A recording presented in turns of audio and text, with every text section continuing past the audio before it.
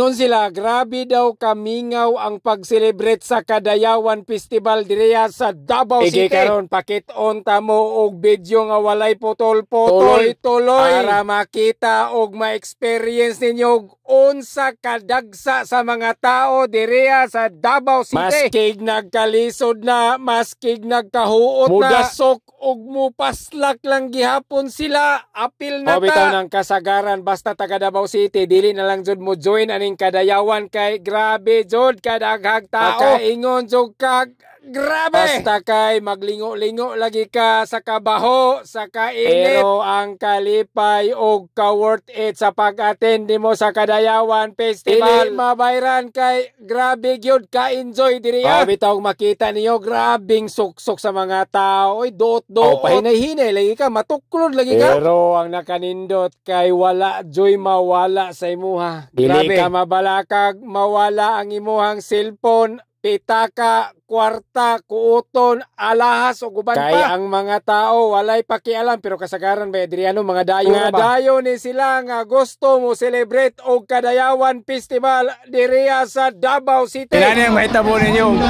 Maglaglag mo Kadayawan. Wala, sige. Dagsa na mi, Senator. Grabe. Diretso. Excuse me. Grabe, kaginhawar sad. Grabe. Okay ra ka, Adam? Okay na lang. Okay na lang. Grabe kain.